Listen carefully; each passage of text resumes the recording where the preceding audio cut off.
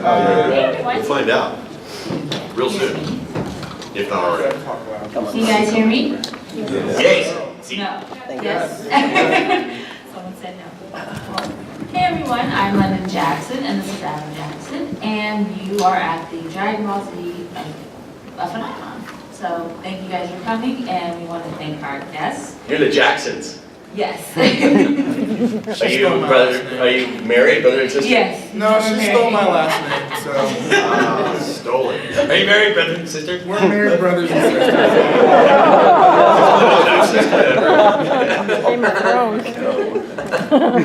That's all. Sorry, we really cut you off. She's like, okay, when they're being jackasses. So, I guess we'll start by asking, how did you guys start your career? I know a lot of people say voice acting is different than acting, but we had a panel yesterday with the great voice actor Andrea Romano, and she says there absolutely is no difference. Bingo. So She's totally wrong. I won't ask you guys how you got into voice acting. I'll ask you how you got into media and acting.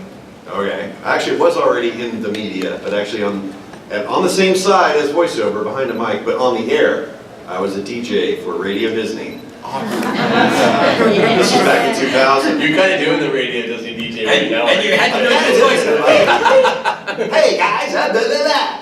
So yeah, I'm on the air. With Kara Edwards, right? With Kara Edwards, who went on to be Videl and Goten, my girlfriend and little brother. Yeah, no judgment, whatever. It's all No. And you thought what we had was weird. What's the South? What? Oh, I can do that. I'm from the South. Anyway, yes, I was in radio in Dallas, living in Dallas. I only moved out here since 2005 to go full time. That's scary. But yeah, the beginnings was definitely crossing over from radio, hearing about auditions for DBZ, which I already was a fan because it started airing in the States in 1995, the Ocean version, the Canadian, recorded in Canada version in English of the show, started re-airing here in the States, and then it got on Cartoon Network, and then suddenly it was this huge juggernaut in the States, like, whoa, cool! So I got on board during that first big blast, I guess. I was a young, wide-eyed actor, and Harvey Weinstein invited me to.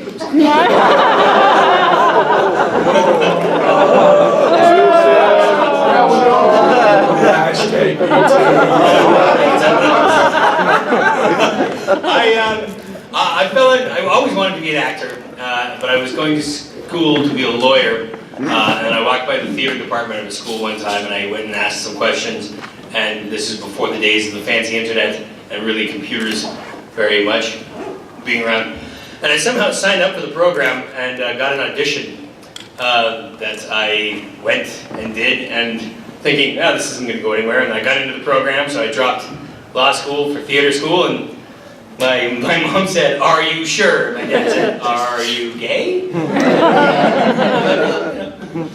I haven't talked to my parents since. Yeah, there you go. I've actually met a couple of lawyers that have gotten into acting. You know, Johnny Sneed, I mean, you know him, he's one of them. He's like, money? No, let's be an actor, right? Screw it. Yeah. Michael Benyer is another one. He's my good guy, you know? Yeah. Kirby and I were just talking about this earlier. I got into acting through a fellow named Dale Wilson, who was dating my sister way back when I was a child, and I kind of got into acting that way. Dale was the original Glad Garbage Man with the white hair and the white suit. And Captain Highliner. Did you see any of those? Yeah. Yeah, these are all Canadian things. Yeah.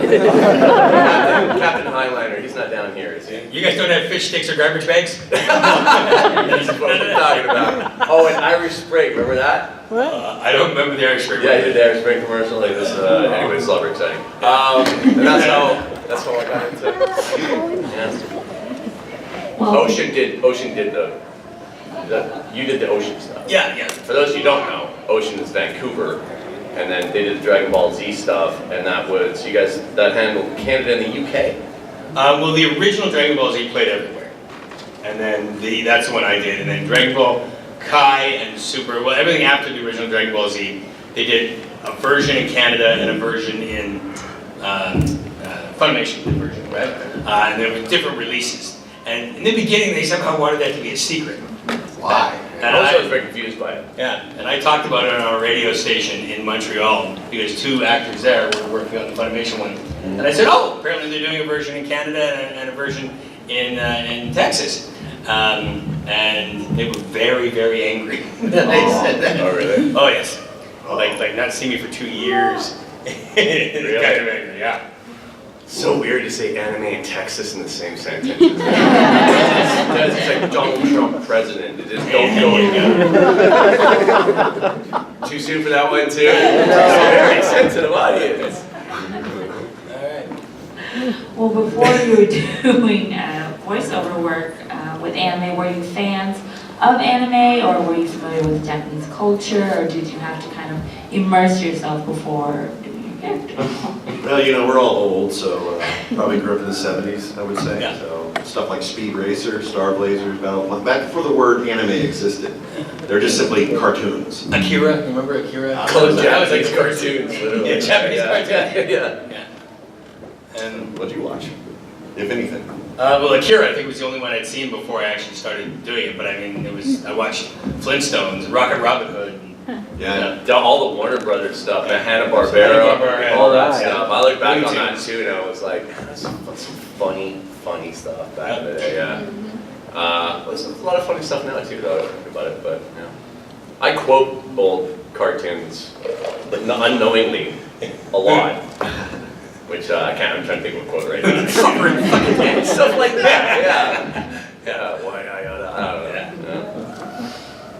So I hope this doesn't get my nerd card taken away, but I've only started watching subs maybe 2 or 3 years ago. Have you guys watched them at all, and have you tried to pick up any of the Japanese language? I'm sorry. What is a sub? I'm sorry, sub. Pick up Japanese. Goku wa anata no itiru ime ka wakarimasu kono kurasu wa taikutsu da. Exactly. There you go. This is the wonderful thing about subs. I watched the live-action version of Death Note. Have you guys seen that? I played Mikami in the cartoon. And at one point in the live-action with subtitles, it says, "How many Death Notes are there?" And the big guy goes, "Go," which means 5, and he holds up 5 fingers. And underneath it says 7. Check it out, it actually does it. Yeah, there's some discrepancies between subtitles and people say, why is that? Why don't you just blatantly change things? It's like, well, there is the technical constraint of lip flaps. We have to make it fit, and hopefully we can do that and not offend anybody. And the translation's weird sometimes. Yeah. You know, for some reason there's the word monkey in it that there wasn't before or something. You know, it just doesn't. So we gotta sometimes tweak things and or make it personal somehow. Yeah, I've heard some words that repeat themselves a lot in anime, like nani or soga. You hear that, and of course name pronunciations. They'll have us hear it one way, and then they'll say, no, say it like this. It's like, but, okay, never mind. I'll say it like that. I did a character on Dragon Ball Z, Killa, that we have Killa fans. Oh, yes. And we were talking about like tweaking stuff. We just decided, I don't know who decided, I think it was me actually, but I was like, let's just not have him talk at all and just he's a boxer, he's a fighter, and it's like maybe we'll make him punch drunk and he just doesn't talk anymore. Say, and a drinker. And it offended a few people. Yeah. He's like, how dare you, this, that. No. Yeah. It's very offensive to alcoholics. Yeah. Alcoholic fighters. They spend a lot of years getting good at what they do. So when I was able to, not to make you guys feel old, I was in grade school able to watch the original Funimation dub. When I talked to a lot of other millennials my age, they kind of try to pull a Judas and denounce the original Dragon Ball, even though that was most of our first introduction into anime. Even the people who are really into the esoteric sub stuff, I think you have to give credit to Dragon Ball really kind of being the catalyst for anime in the United States. So when you interact with people my age who maybe are trying to be more hipster about their anime taste now. What are those interactions like? I don't interact with millennials, do you guys? What are you talking about? No kidding. I haven't had any like negative ones, just one saying like, oh, I haven't really seen it, but you know, or my kids watch it, or something like that, but the millennials themselves, no, they're cool. They're a lot of folks come into the fandom actually through like watching the abridged series, which is like free advertising to watch the show. Have you guys watched that, the Team 4-Star Bridge series? I just discovered that a year and a half ago, and that is what I've watched to go to sleep at night. It's hilarious. Like if people turn their nose up at, oh, Dragon Ball Z, that's so old, I'm not going to watch that. And then they watch this manipulated version, and then they laugh. It's like, okay, well maybe I am curious to see what the actual show is like. And then like suddenly, more sales. Yeah, if a millennial says anything negative about your show, you just have to adjust the knob in their man bun, and it just kind of changes their attitude. Well, since your job when you're working on the show with anime is to do the dub, and it's another kind of product of that in another language, how does that make the audition process, I suppose, different from the original character? How different is it from pretty much dubbing it? Does it change the character for you? Is it difficult to kind of translate it to what it was originally written as? What's kind of the challenges of that? I think the only real difference I can think of initially when you ask that question is just the process. You know, if you're recording for original animation, you're recording the audio first and then it's animated. But with anime, it's already animated. So we have to match the lip sync. So that process of dubbing is just thrown in. It doesn't really throw a kink in developing a character or anything, especially when you audition, because there's no lip sync to do in the audition. You just, nowadays, we do a lot of it from home. Yeah, if it's not something where you have to lip sync, you're a little freer in the audition to add a little bit, little sounds and anything you want to make the character come alive, which you can also do with prelay shows that they draw the animation afterwards. But yeah, you're pretty much tied to the script for the audition. Agreed. I'm sorry, I zoned out. What? Yeah, no, it's a little limiting, I would say, for sure. And there's no artistic license really for, I'm going to make a dramatic pause here, or like comedy timing, and that goes right out the window. You can't do it. It's tricky. 80 hours tricky. So this question is both for Kirby and Kyle. Have either of you met Masako Nazasawa or watched any of her booth sessions or seen any of her interviews through translations? And what is your opinion on her take of the character? I've gotten to meet her several times, luckily, through the past years at conventions and at the premieres of the DBZ movies a couple of years ago. So it's a tremendous honor. I mean, those folks really, they're the reason we have the show brought over in the first place, and you know, it's just a tremendous honor to do that. I think culturally it's a little wonky to watch the show. I mean, from an American standpoint and sensibility, say it's this big buff dude, and then what comes out of it sounds like, oh, it's a woman. It's like, so it's a little bit different. The tone, especially Kirby, the tone of Goku in English, any dub really, versus Japanese. He's still lighthearted, but he's not, for lack of a better word, a complete idiot. Do you remember whose decision went into making him more seem like an American kind of superhero versus he's just some guy who likes to fight and eat? I just kind of watched it and winged it, and they didn't tell me to do anything different. So I was like, all right, this is what he's going to sound like. Because in the beginning there were 4 of us that played the role. So but I played. Who else? So it started off with Ian Corlett, and then Ian was not wanting to do ADR anymore. So then Peter Clammis took it over. That's right, Peter Clammis. And then Peter did I think 18 episodes or something, and then it moved to Texas. Sean did a little bit, and then they moved back to Canada, and I did 144 episodes, I think. Finished off the series, and then they started making versions in Canada and America, and they have to fight to the death. Yeah, I don't remember the original. Oh yeah, so there's 4 of us originally that kind of touched. Who's better, Well, it only came down to my mom, and she seems to think that Sean was better. Yeah, that's my mom. So it's become kind of an in and out of universe joke and a meme. The power-ups, the screaming, and it's kind of funny to watch Misako Nazawa in the booth do it because she's this frail old lady. So what kind of vocal warm-ups, or how do you have to take care of your throat to do stuff that is not only sustained that long, but I'm sure you have to do multiple takes of it as well?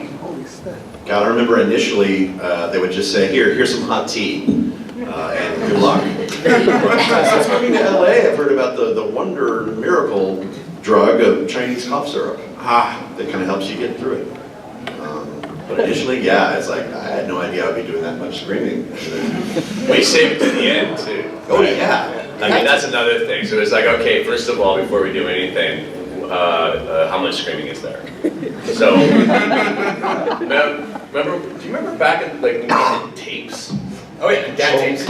Yeah, and then you had to wait for it to rewind, and that wasn't really so much of an option to go, oh, we'll just do it at the end, because tapes would wear out, all that, so we would have to scream, do the whole thing linearly, and scream our faces off. So by the end of the episode, if you had any dialogue left, you'd be like, I can't talk anymore.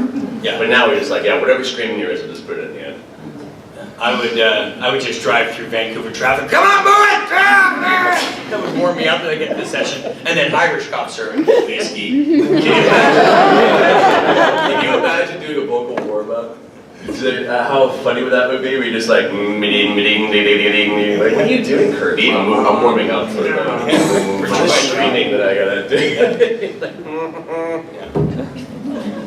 No warm-up. Before the times of cell phones and people having stuff in their cars, like the, I guess, late 90s, I would be doing vocal warm-ups. Be like, and I'd look over in traffic and people would just be staring at me. I'm going crazy. And now you would see people walking down the street doing that and they're actually having a normal conversation. I would look and probably just say, what is he listening to? And can I find it on the radio station at the same time, in sync? Must be pretty okay.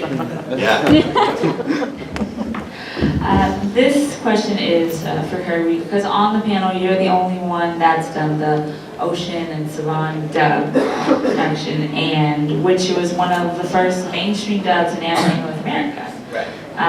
How was your experience being a sort of, I guess, pioneer in that field and being in part responsible for the beginning of a lot of people's fandom here of Dragon Balls and Dragon Balls? Well, like I said, it started out with Ian and Peter and then Sean, and then I took it over. And so all of a sudden there were big shoes to fill. And it was already the #1 cartoon in the world. So I was nervous. I thought, ooh, what if I mess this up? And that's right when people started actually getting onto chat rooms and writing LOL. What does LOL mean? Nobody knew any of this. And then people could like criticize things online. I'm like, I could be crucified if they hate me. So I was actually really kind of nervous when I started, and then it kind of seemed to go okay. So I was really happy to be part of it, and really surprised. It's I've been in the business for 22 years. I've done a lot of work, and it's still the biggest thing I've ever done, apparently. So, woohoo! Yeah. So since you already brought up that other people have voiced Goku in English, what differences do you see in their tone, or what difference did you try to make once you got that mantle pretty much? I didn't compare or anything, I just did. And they said, we want this kind of character, and it's actually funny. Ian, Peter, and I all have very similar vocal ranges, so we would all kind of compete for the same roles all the time.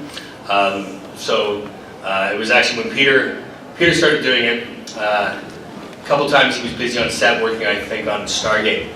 They had me come in and do a couple promos like, check Dragon Ball Z out, this time, and kind of in his voice.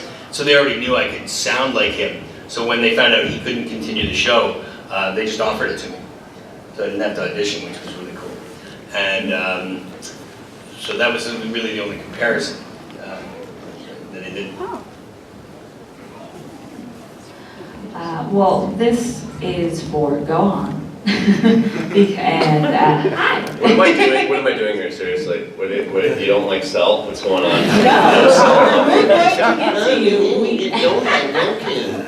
Yes. We're saving the perfection for last. Okay. I'll say it. Yeah, Cell. But, I'm just afraid this is what really sad audience members think. Is there a person in there? Yeah. Is there? No. No, there is. There's no one in. Oh, Nobody's talking about me. sorry, go ahead. but a really quick side note, our, Adam and I's dog is named Gohan, after Gohan. So Oh, nice. it is, so we're not trying to play favorites, but. Or you No, I'm sorry, I laughed out at you. It's kind of like sticky rice. We just really That's like what the sticky Japanese rice. word Gohan's basically translates. Right. But Gohan's personality is almost the most responsible and kind of level-headed, especially compared to Goku, who's just kind of out there. Sorry, Kirby.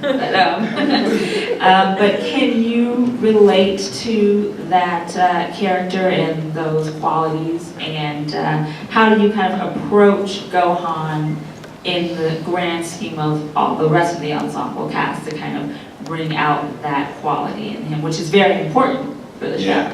Well, I like that it translates that he does take on a lot of qualities of his dad and everything, but sprinkle that now with a ton of geekdom and nerdity and all that, with the whole Great Saiyaman arc and everything. It's like that's a huge part of what I am. I'm a big dork. I'm super nerdy, and here we are at Comic-Con, where it's cool to be nerds now. It's accepted, and that's wonderful.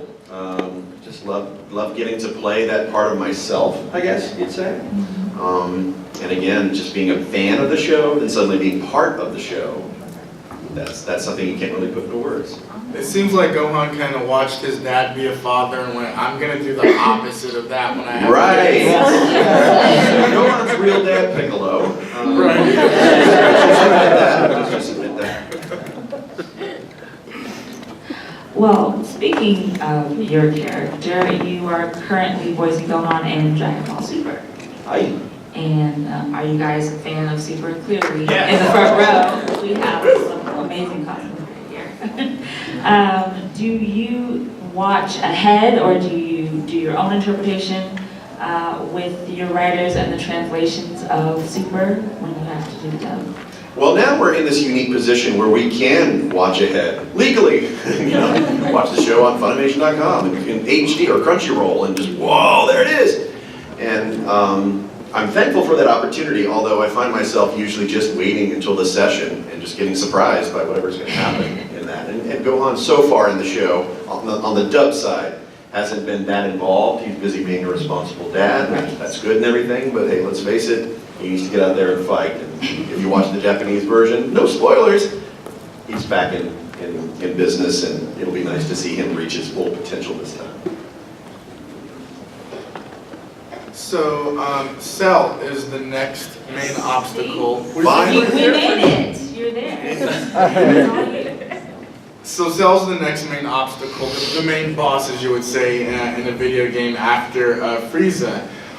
Frieza, he has a lot of character development. He wants to rule in a very specific way. Cell has a very one-track mind. I want to be the strongest, I want to get perfect, literally, and I want to kill Goku, and we'll see what happens after that.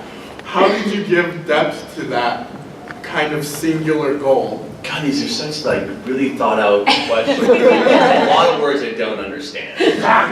I'm sorry, I'm a writer. Jesus. Well, I had no idea what I was doing initially. I mean, I didn't know anything about Dragon Ball Z. There wasn't a lot of thought that went into it. I was like, he's green. And What is the sound of green? yeah, it's kind of snaky. And I thought, I'm just going to try to, because there's 3 different versions of the dude. So, and they're all very different. So a lot of it actually was kind of visual, and the way it was written was, I think, like when he's first introduced, it's spooky. It's supposed to be spooky and a bit terrifying. So that was the goal there. And then ultimately he becomes this pompous jerk. And takes on a whole different personality where it's really narcissistic and it's like Donald Trump. Let's do it. Let's talk Have about you it. ever argued with Chris about who's more arrogant, Cell or Vegeta? Right. There, no, we don't have those. We argue about other things. No. Yeah, actually, Vegeta is my favorite character in that. I don't think he's as thought out. He's more like by the id, you know what I mean? He's just like, I'm gonna do this. Like when Cell tricks him into getting the third form ultimately, and he's just powered by his hubris and his ego. And yes, Cell does have that, but he's a little bit more, where's this gonna go? But yeah, I don't know if that answered your question or not. What was your question? Close enough. All right, good stuff. So I think we're going to open it up to questions now. We're going to be able to take questions until about 12:40, 12:45. So if you guys want to line up. Yeah, you can line up at the mic. Go ahead and line up at the Yeah. mic, Good, yeah. and we'll just go until we have to cut it off. Okay, I have a question for my favorite video game superhero, pretty much. A little louder. Handsome Jack. Ah, Yeah. Sorry, you can't ask any questions in this room. Come on. Okay. Anyone from Gearbox is here, I'm pretty sure. No one's live streaming like you. Don't know, you know. Well, thank you for the compliment. That's right. Any word about Borderlands 3? I know it's off topic, guys. I'm sorry, but it's just been. You know full well that nobody can answer questions about anything, but I will say this, that it's going to be all about Handsome Jack. And no, I'm kidding, I have nothing to tell you, and I don't know anything. All I do know is that I have no idea. If I did, I wouldn't tell you. They NDA us up the wazoo. But I can say this, I think, that they're working on it currently, and they will start recording soon. But as far as what they've got in the tank, man, I got no idea. There will be a character named Jack. Really? Oh, excited. I'm ready. Listen to this guy. I have no idea. I mean, honestly, it'd be weird. I think we've seen a lot of Handsome Jack, so I don't know. Like, We need more. How much is too much, really? We need more though. Well, thanks, man. Thank you. I love doing it, so we'll see. Hopefully. Question for all three of you guys. Once we were young, we needed the money. What was it like before the internet? It is related to that. Lifestyle question. What's it like in terms of job security? When do you get to your next gig? Do you guys ever worry about money? That's an oxymoron in this business. Yeah, any sort of freelance work, you know, like this is not a 9-to-5 job being an actor or an artist or a musician. It's like you don't know where the next paycheck's coming from, and there's no real stability about it. That inconsistency is one of the biggest negatives I see to doing this sort of thing. Just about to ask how you guys feel about that. We live in fear mostly. Yeah, same here, contract worker. There's a lot of rocking and crying. You know who put it really well, and I don't know where I saw this. Stephen Colbert, I don't remember where I saw this, but it was like when you're working on something, you think you're never gonna not be working. You're thinking, oh, I'm working, everything's well. You don't think like I'll always be working. It's great, but when you're not working, you also think I'm never gonna work again. It's always. And it's true, at least that's how I feel. Like, yeah, when you're working, you feel great, you kick your feet up, great, I've got a job, and then, yeah, we sit back going, ooh, mortgage, Yeah. food, all that. It's like really inconsistent stuff. And so for the next gig, it's just like agency that you guys get, like, hey, I'll call my agent, like, do you have something for me? Or is it just like, currently you go online and search You get the whole audition thing, but I mean, par for the course, you know, like 9 out of 10 auditions, we don't get callbacks for it. And like I tell, yeah, I also do on camera. Do you do on camera? Sure. Sure, yeah. You try and look for, as an actor, or if you're going to be any kind of an artist, you need to look for every avenue of revenue in your field that you can. Because that keeps you fresh and working. And so, you know, it's, I tell new actors to look at, the police have training scenarios with their new officers. In Vancouver, it's called the Justice Institute. So they hire actors to run scenarios and stuff. Hospitals use actors to train new doctors. Karaoke videos when that was a thing. Karaoke, I did a karaoke video, yeah. Which is what I remember you from. Yeah, mostly, yeah. A guy feeding horses, Gazing apples to horses. longingly out over a pond, I think Yeah. it was. Yeah. I was on a motorcycle. So if people do want to show appreciation to these artists, a quick plug, you guys are all signing today? Yes. Yeah. And for added degree of difficulty, we're doing each other's names. Yeah, that's fun. Yeah. But yeah, sorry, Kirby, I totally. Yeah, no, yeah, that was- cut you off there, but yeah, it's anything and everything. If you want to be a working actor, it's like within reason, you gotta open yourself up, which is why I think when somebody says, what's the difference between voice acting and acting, it's just acting. Yeah. Theater, VO, whatever. This question is for Kirby. Yes. I heard rumors that there was a ocean dub of Kai. Is that going to be released?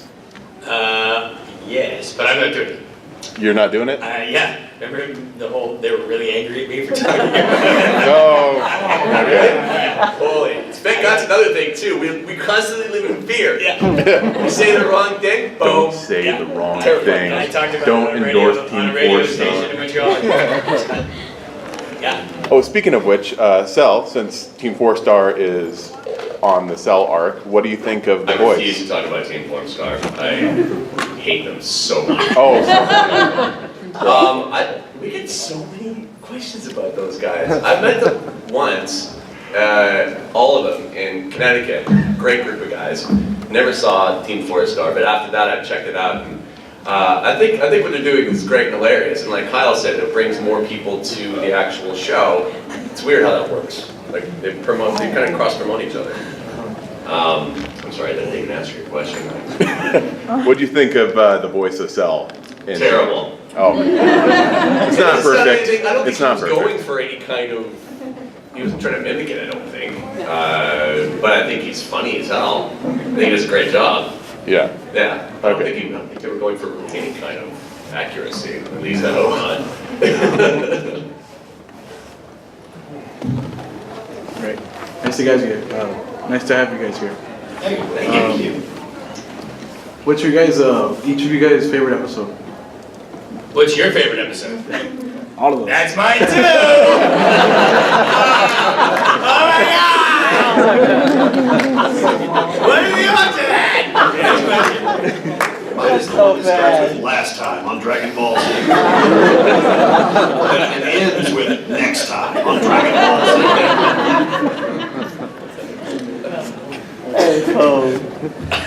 We really skirted that, didn't we?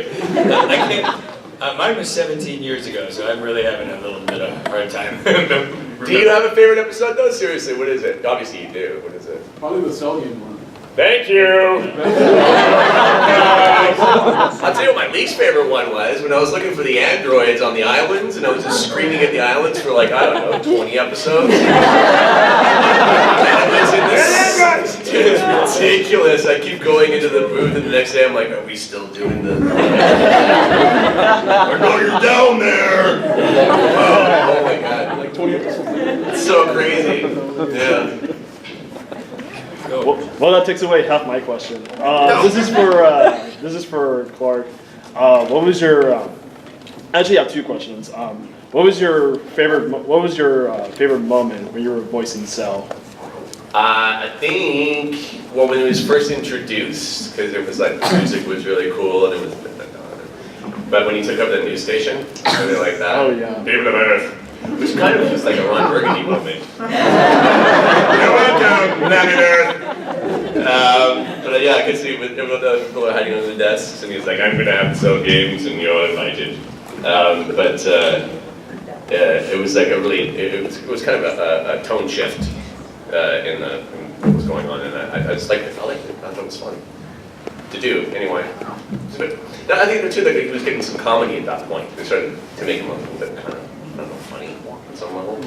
Yeah, because having reached perfection, I mean, he's developed like a sense of hubris and cockiness. Like no one can stop him. No one can really touch him. But then, like back then, when they first Except the revealed, 10-year-old boy. yeah, except Gohan. And yeah, like back then when you were first introduced as Imperfect Cell, they kept it very ominous because you were pretty much like an insidious creature, just having sucked up an entire town, which, you know, Yeah. in theory, that is freaky. Yeah, it was creepy, right? Yeah, it was draining, like, there was a businessman and the suit was just left, and it was kind of, I remember people coming up and saying, he scared the hell out of me when I was a kid. Piccolo did nothing to save that man. Useless, right? Totally useless. But yeah, oh, you know what's another fun moment? I just thought of this too. When Chris Rager was doing Mr. Satan, hilariously, and Mr. Satan was trying to like punch Cell, and he was just like going all around him like really quick, and Cell was just standing there like this, and it's like crack, crack, crack, crack, crack, crack, and he just went bing, flew into the mountains, and it's like, okay, now that that's done. I like all the stuff that Chris Rager did. He made me laugh. My second question, okay. Since they brought back Dragon Ball Z with Dragon Ball Super, did Funimation ever approach you on the possibility of bringing back Cell? Nothing, dude. I don't know if they know anything. If they do, they're not saying anything to me about it. I know the Frieza came back and all that. I get asked that question a lot. I have absolutely no idea. Yeah. I'm not just saying that. Yeah, because they brought back Frieza and Resurrection F. I'm like, come on, we're Cell. Like, he's my favorite villain of all time. Like, everybody's favorite is Frieza. Oh, thanks, dude. Yeah. No, I hope so. You should meet my ex-girlfriend. But yeah, thank you so much. Again, big fan as always. Hope you guys enjoy the event. Thanks, dude. Thanks, man. Thanks for coming down. I have a question for Kyle. About like your thoughts on Gohan between Dragon Ball Z and Dragon Ball Super, since you said you watch it. Like, what are your thoughts like on how he evolved from Dragon Ball Z to Dragon Ball Super? Well, in the Buu saga, things didn't end so well. I mean, it was going in this really positive direction, and then it wasn't. Not for him. So I feel like his potential was squandered over the years through GT and all the movies were kind of in their own timeline, from my understanding, except now for the last two. So now it seems like they're kind of rebooting and starting over again as far as the end of the Buu saga is going. If you're paying attention, you watch Kai and Super back to back on Toonami on Saturday nights. Keep watching, everybody. I haven't caught up with everything. I'm way behind, actually. But I am curious. And to my understanding, he does start to come back. He gets involved in the fight, and I'm really hopeful to see what should have happened before, I think, with Gohan. Thanks. I'll be happy. That's what I'm told. Hi guys. This is my first time ever coming out to Comic-Con. This is like first time ever. Cherry pop. Okay, so I'm just gonna take it on a limb here. Are you guys hiring? Oh, you guys hiring? I'm just joking. Not joking. Serious question. Is it so being new characters? Do you find it hard to, I guess, on a daily basis? You're just like, oh, I'm Cell. I don't know how to break character and be myself for a second while I'm talking to my family. God, that would suck, wouldn't it? Like, is that a tough, like, is that a complicated process to get out of character because you're talking to your wife? Lewis, man. I'm not that into it. Yeah, it's really embarrassing when somebody cuts in line in the supermarket. You do this. Yeah. Occasionally that happens. I do it all the time. I'm powering up. I'm gonna kick your ass. Yeah. Well, apparently you can't do that on the Nintendo Switch with Xenoverse 2. You can take the grips then. Oh yeah. All right, well, that's all I have. Thank you so much. Okay, I have somewhat of a two-part question and request. Might be the last one if it's that much. Well, it's short. It's short. Have you heard of the fan film Dragon Ball Z Light of Hope, or maybe Light of New Hope is what it's called? And if you have, what do you think of it? Yes. Yes. Really good. Better than Evolution, actually. Nice. Oh yeah. Yes. The request is, could I have Gohan to sign my badge? Oh, maybe. Actually, we're all going to be signing together in the exhibit hall. Side by each. Yeah, we're all together, like easy to find at the end of the Nice. Special discount if you mention the secret phrase "Goku rules." All right, thank you guys. Yeah. This has to be the last one. I'm sorry, guys. First of all, I love you guys, and Ditto. So, out of everything, it's for all three of you. Out of everything you guys have ever done, were these your favorite roles?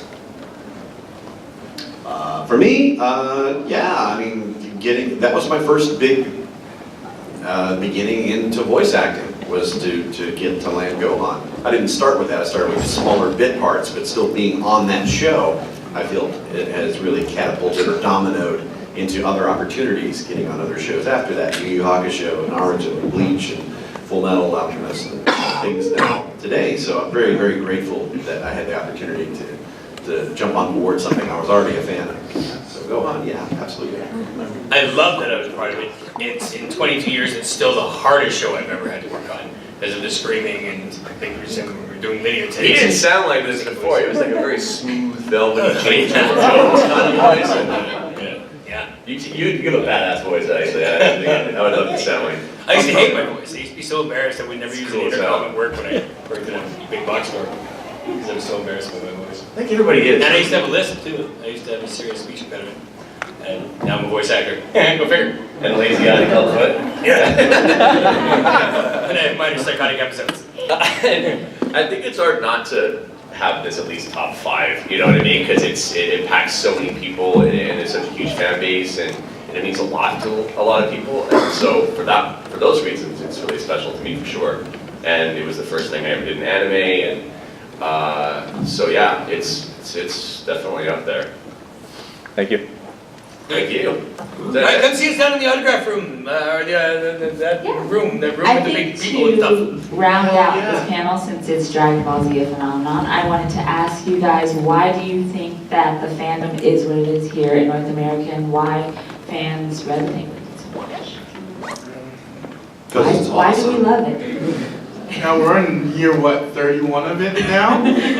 That's a Simpsons style run. Screaming and fighting is just so North America. There's that. Yeah, America. Yeah. Plus, it's an acid trip. If you really, I mean, a lot of the episodes you're like, what is going on? It's creative, but it's a drama. It's creative. It's like a soap opera of sorts. Definitely that. I love the. There's hooks at the end of every episode, so you want to keep watching them. And all the core positive values that are inspirational to people. Fans say, like, I got into martial arts because of Dragon Ball Z, or I got out of depression because I was watching Dragon Ball. Oh yeah, I've had people say, oh my god, man, I was on a bad path and I learned righteousness from Goku, and I'm like, oh man.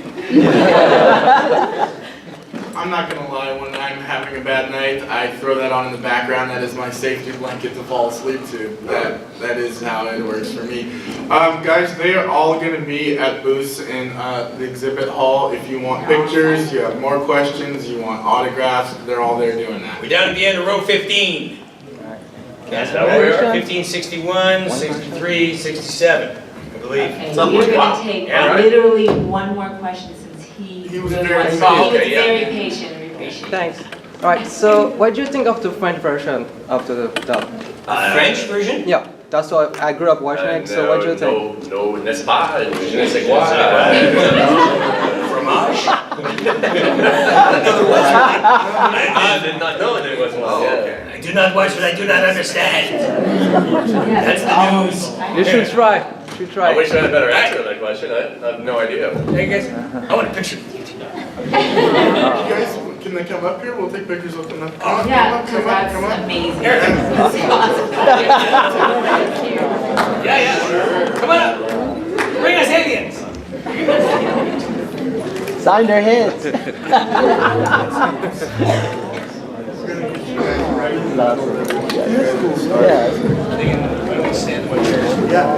Is that okay? Can we fly them through the air? You fly them through the air. That's You guys are adorable.